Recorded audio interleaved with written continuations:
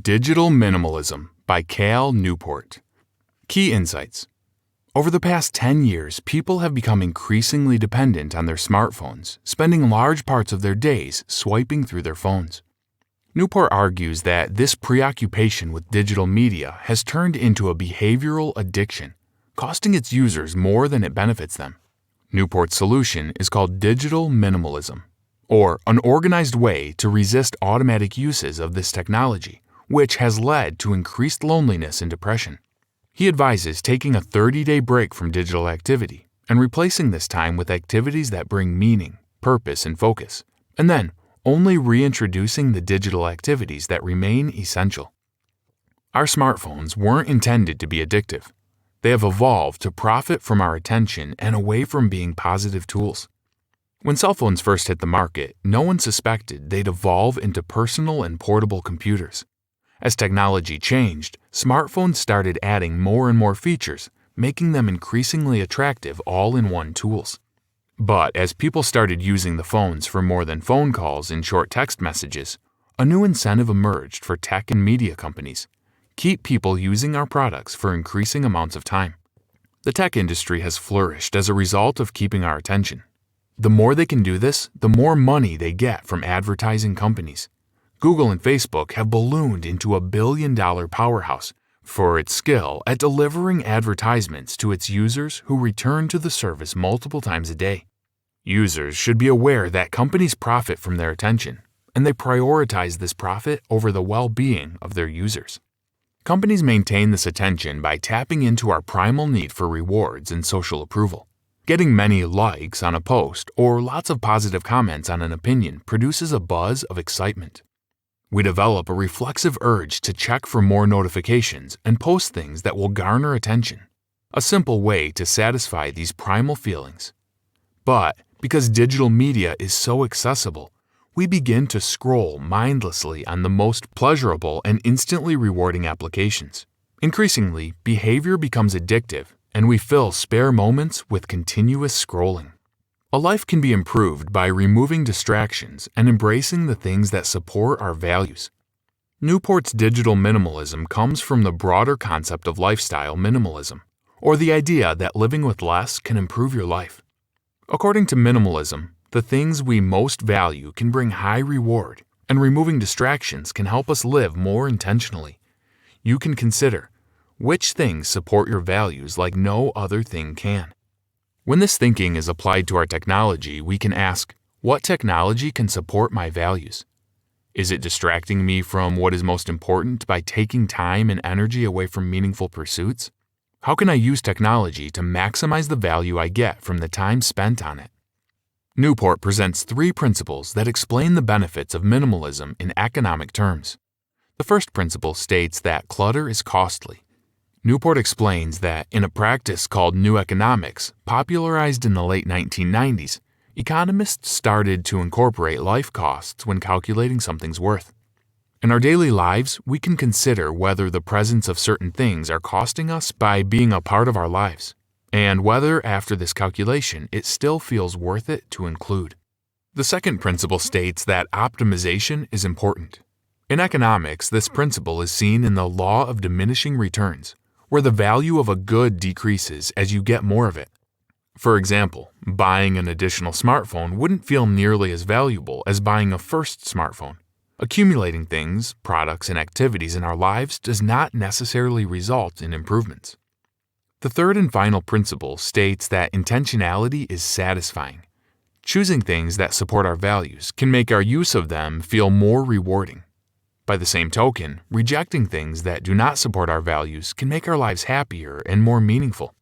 Newport advocates for this sort of vetting in our digital lives. A 30-day break from digital activities gives a new perspective.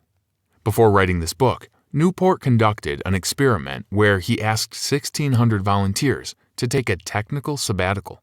He hypothesized that this break from technology could help people understand how to live a more rewarding life and notice the more satisfying alternatives to our digital habits. At the end of the experiment, most of the volunteers made significant adjustments to technology's role in their lives and reported feeling more satisfied, less depressed, and less alone. Newport recommends those interested in digital minimalism to take this 30-day break themselves. It begins by cutting all non-essential technology. For example, keeping Facebook to maintain connections with people is merely more convenient than necessary. Unessential technology could be a cell phone for emergencies or a computer used for remote work.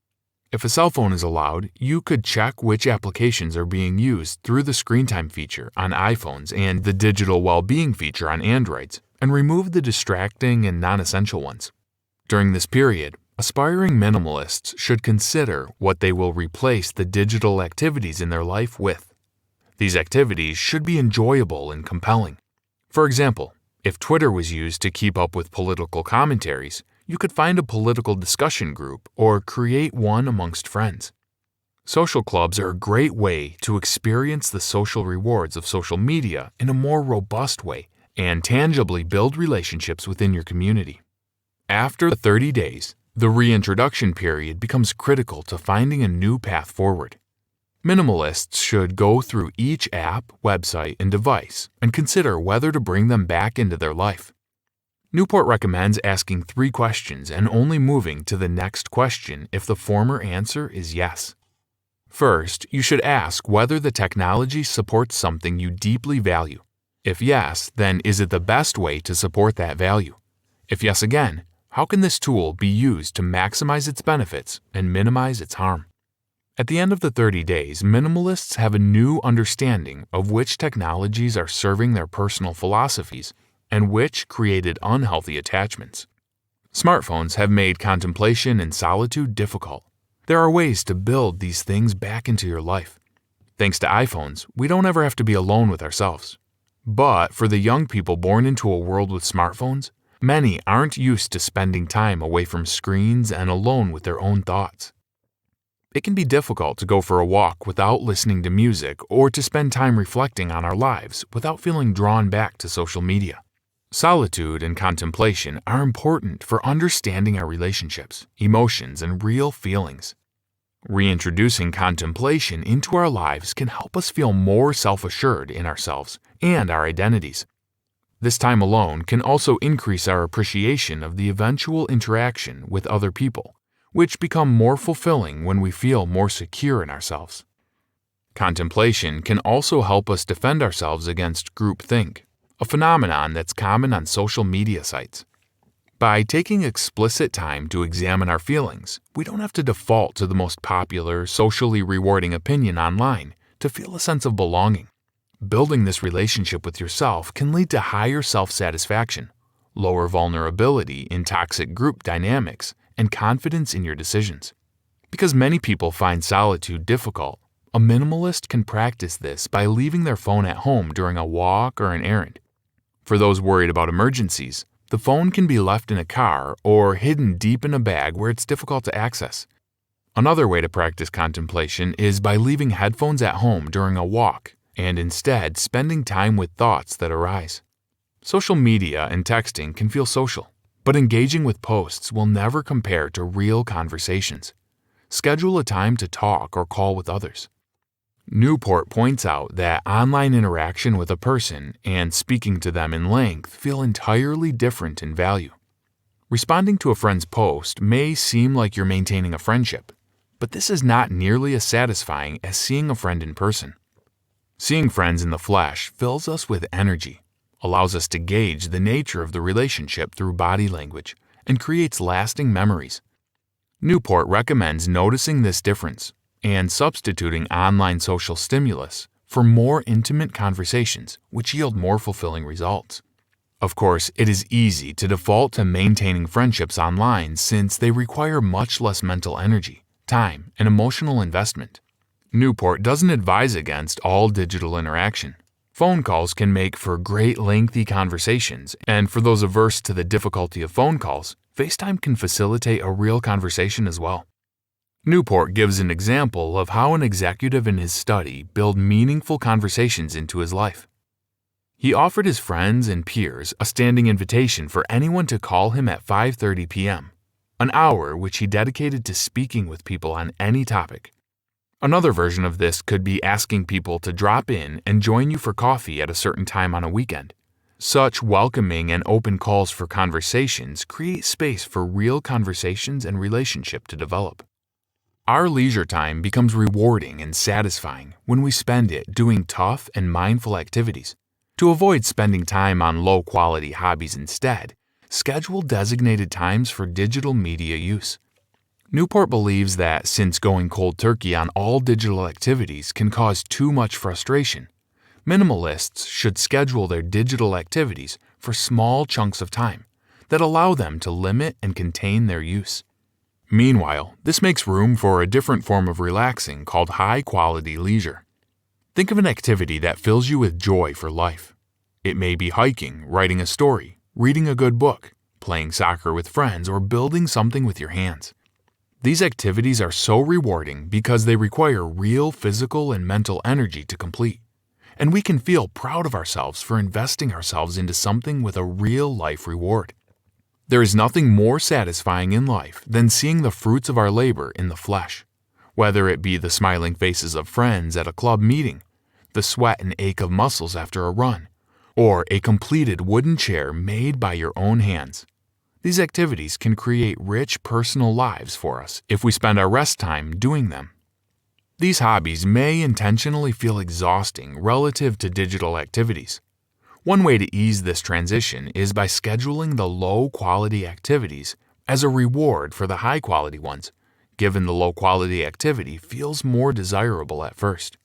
According to Newport, both activities become more valuable to us, and it becomes easier to become accustomed to healthier habits.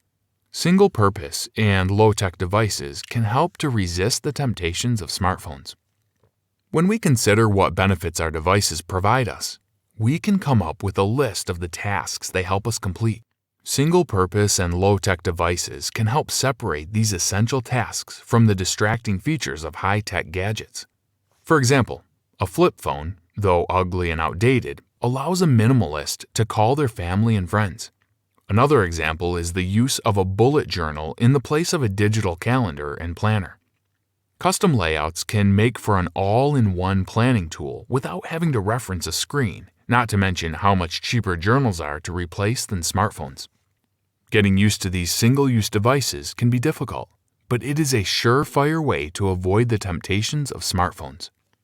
The main takeaway: digital minimalism offers a way to rethink and reshape your relationship with technology to serve your values in the noisy digital age. Newport argues that we should consider that our attachment to our devices, websites, and apps aren't necessarily serving our interests and distracting us from moving forward with our passions.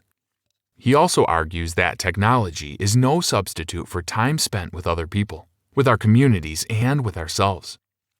Taking time away from our technology can help us understand what we really need to improve our well-being, and we can move forward with more confidence in our digital presence. Hi, I'm Rhonda, and this is an exclusive audiobook video recorded for the Audiobook Master Channel. Enjoy your audiobook and have fun learning. Don't forget to subscribe and hit the notification button so you'll get updated on our next upload. If you liked the video, give us a thumbs up and say your thoughts about the book we just covered. Do you want to listen to a summary or review of a book that we haven't covered in the past? Say it in the comments below or send us a message. Don't forget to check our other uploads. Enjoy listening!